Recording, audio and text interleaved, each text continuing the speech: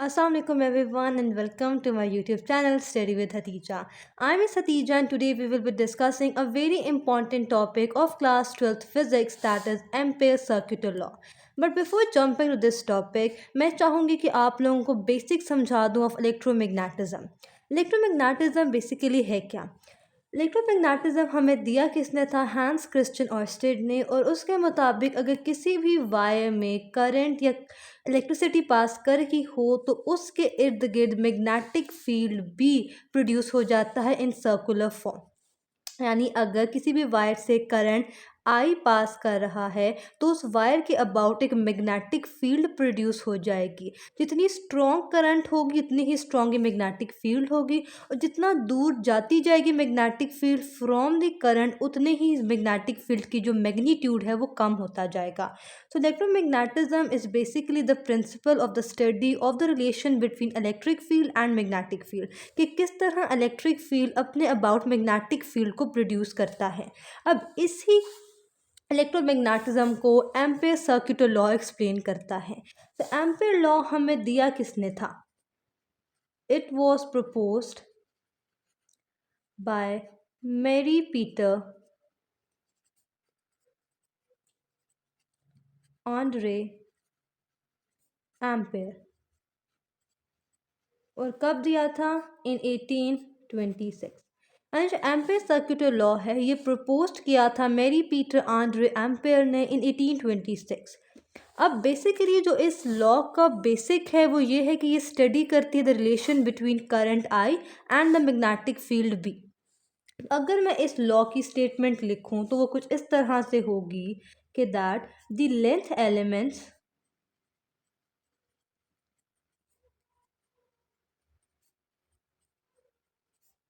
multiplied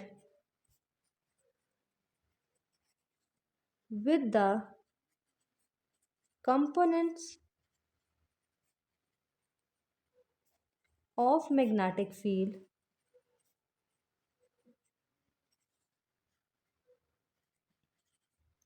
in a closed loop is directly proportional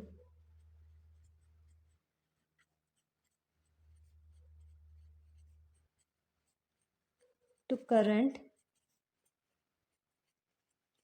present in that closed loop। यानी अगर मेरे किसी closed loop में से करंट पास कर रही है तो वो करंट डायरेक्टली प्रोपोर्शनल किसके है? मैग्नेटिक फील्ड बी के, और जो लेंथ है हमारे पास हर लूप की उसके इक्वल है। तो अगर यहाँ से मैं इस इक्वेशन को लिखूँ तो कुछ इस तरह होगा, द लेंथ एलिमेंट, इसको मैं डेल्टा बी से डोनेट कर देती हूँ टोटल लेंथ। सारे एलिमेंट्स को जब मिक्स करेंगे तो वापस टोटल लेंथ यानी डेल्टा एल बनेगा। कंपोनेंट ऑफ मैग्नेटिक फील्ड यानी बी। अब इन दोनों का हम प्रोडक्ट लेंगे तो वो डायरेक्टली प्रोपोर्शनल होगा करंट आई के। ये हमें देता है एम्पेयर सर्कुलर लॉ। यानी एम्पेयर लॉ क्या कहता है कि जब भी हम किसी भी लूप की लेंथ और उसके जो उस पॉइंट पे मैग्नेटिक फील्ड होगी उसका प्रोडक्ट लेंगे तो वो डायरेक्टली प्रोपोर्शनल होगा करंट के। यानी अगर करंट बढ़ती जाएगी तो हमारे पास मैग्नेटिक फील्ड भी इंक्रीज करेगा। तो बेसिकली जो एम्पेयर लॉ है वो रिलेशन ही देता है between magnetic field between B magnetic field and current I। यानी एम्पेयर सर्कुलर लॉ हमें रिलेशन देगा between magnetic field and current I. लेकिन अब हमने प्रूव करना है कि रिलेशन किस हद तक ट्रू है, क्या एम्पेयर सर्कुलर लॉ वैलिड है भी या नहीं। तो उसके लिए हम अपना प्रूफ स्टार्ट करते हैं। तो गाइज यहाँ से मुझे एक तो बी की वैल्यू चाहिए और एक एल की वैल्यू चाहिए। फिर इसको मैं आगे से इक्वल पुट करके स्टडी करूँगी कि क्या ये वाकई एक जैसे आते हैं। तो मेरे पास बी की वैल्यू, मेरे पास यहाँ तक अगर मैं बी की वैल्यू देखूँ तो किसी भी पॉइंट पे, तो मैंने यहाँ स्टार्टिंग पे एक्सप्लेन किया था कि जितनी स्ट्रॉन्ग करंट होगा उतना ही ज़्यादा स्ट्रॉन्ग मेरे पास मैग्नेटिक फील्ड होगा। तो इस पॉइंट से मैं लिख सकती हूँ कि जो बी है वो डायरेक्टली प्रोपोर्शनल है करंट के। यानी जितनी स्ट्रॉन्ग करंट उतना ही ग्रेटर मैग्नेटिक फील्ड है। लेकिन जैसे जैसे मैं दूर जाती जाऊँगी अपने मैग्नेटिक फील्ड से तो उतने ही हमारे पास तो जैसे जैसे जो मेरी मैग्नेटिक फील्ड है उसका डिस्टेंस बढ़ता जाएगा फ्रॉम द करंट आई यानी रेडियस आर बढ़ता जाएगा, तो मेरे पास मैग्नेटिक फील्ड की जो स्ट्रेंथ है वो कम हो जाएगी। यहाँ से मैं लिखूंगी कि जो बी है वो इन्वर्सली प्रोपोर्शनल है रेडियस आर के। अब यहाँ रेडियस का टर्म यूज़ करने का क्यों मैंने किया, क्योंकि जो हमारे पास लूप है वो सर्कुलर लूप बन रहा है।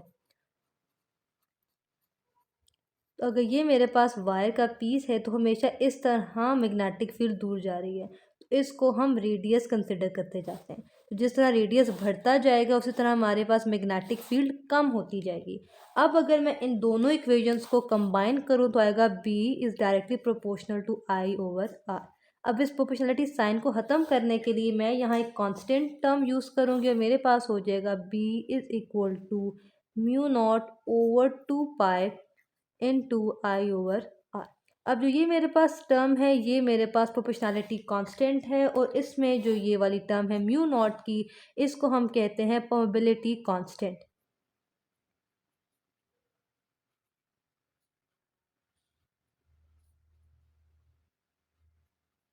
और इसकी जो वैल्यू हमारे पास एस आई वैल्यू होती है वो हमारे पास क्या है, 4 pi into 10⁻⁻7 tesla metre per ampere, या फिर 4 pi into 10⁻⁻7 वीबर per ampere metre.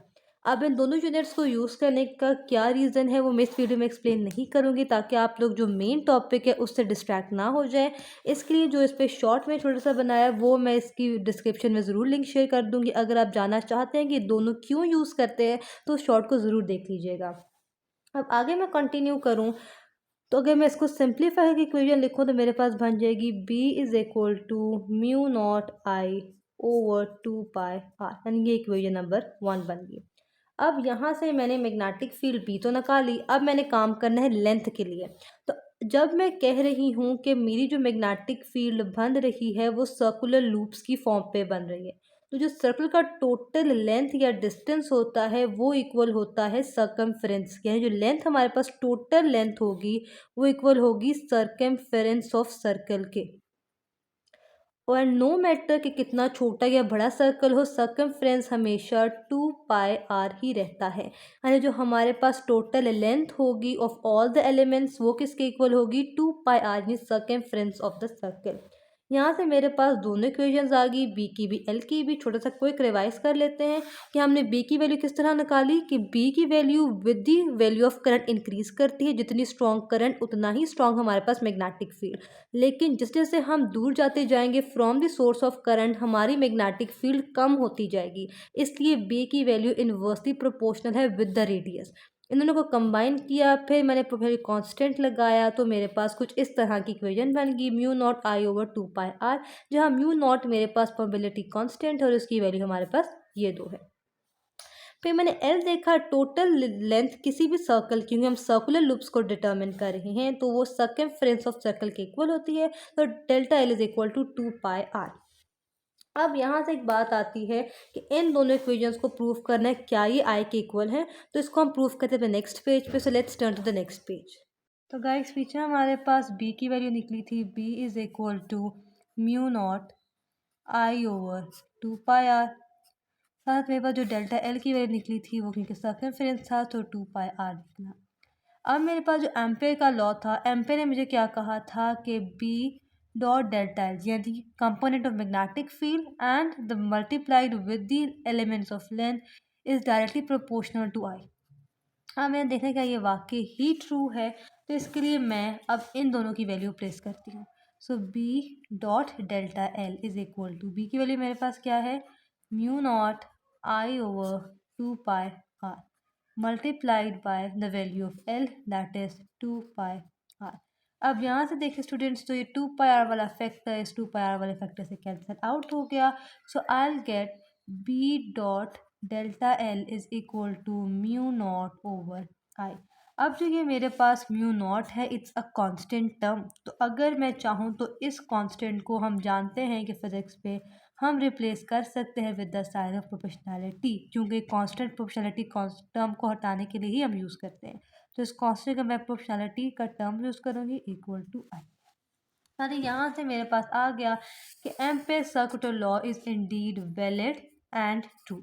यानी एग्जिस्ट करता है, ये वैलिड है, क्योंकि हमारे पास एम्पेयर ने क्या बोला था कि मैग्नेटिक कंपोनेंट्स का product with the length element, total length का जब प्रोडक्ट लिया जाएगा आपस में तो वो करंट के प्रोपोर्शनल होगा। But there is a limitation to this law, वो जानना भी बहुत ज़रूरी है। और लिमिटेशन क्या है कि जो एम्पेयर का लॉ है वो सिर्फ क्लोज्ड लूप्स पर ही एप्लीकेबल होता है। यानी एक ऐसी वायर, एक ऐसी लूप जिसके दो एंड ऐसे करके स्टूडेंट्स आपस में कोइंसाइड करें, अगर उसके थ्रू करंट पास कर रही है तो सिर्फ तब भी एम्पेयर का लॉ एप्लीकेबल होगा। अगर फॉर एग्जांपल वो लूप कुछ इस तरह हो कि वो क्लोज्ड ना हो तो उसके अंदर से करंट पास करे तो उस पे एम्पेयर का लॉ एप्लीकेबल नहीं। ये एक लिमिटेशन है जो कि एम्पेयर की है कि एम्पेयर सिर्फ क्लोज्ड लूप्स को डील करता है, और उन क्लोज्ड लूप को एम्पेयर ने क्या बोला था, that they are Amperian loops. उनको हम एम्पेयर के नाम पे डेडिकेट करते हुए एम्पेरियन लूप्स बोलते हैं। यानी जहाँ एम्पेयर लॉ इतना वैलिड, इतना ट्रू है कि हमने इतने आराम से उसका सारा निकाल लिया, बट उसकी एक लिमिटेशन भी है कि वो सिर्फ क्लोज्ड लूप पे ही एप्लीकेबल है। अगर करंट किसी वायर जो कि आपस में कनेक्टेड नहीं है से पास करेगी तो उसमें एम्पेयर लॉ एप्लीकेबल नहीं होगा, वो सिर्फ क्लोज लूप पर ही एप्लीकेबल होगा। तो डियर स्टूडेंट्स, यहाँ आके आज का लेक्चर ख़त्म होता है। आज के लेक्चर में हमने देखा कि एम्पेयर लॉ क्या है, वो किस तरह इलेक्ट्रोमैग्नेटिज्म को मैनिफेस्टेट करता है, फिर हमने उसका प्रूफ स्टडी की कि क्या वाकई ही एम्पेयर लॉ ट्रू है, क्या बी और एल का प्रोडक्ट आई के प्रोपोर्शनल है, और एट द एंड हमने उसकी छोटी सी लिमिटेशन भी स्टडी की कि एम्पेयर लॉ सिर्फ क्लोज लूप को ही डील करता है। आई होप आपके बहुत से डाउट्स क्लियर हुए होंगे। If still you are having any queries so feel free to contact me and comment your question in the comment box. More I be sharing my Instagram ID with you guys as always in my description box. इसके अलावा अगर आपको मेरी videos थोड़ी सी भी informative लगे so don't forget to hit that like icon and subscribe to my channel for more amazing videos. तब तक के लिए अल्लाह हाफिज़, अल्लाह नेगेबान।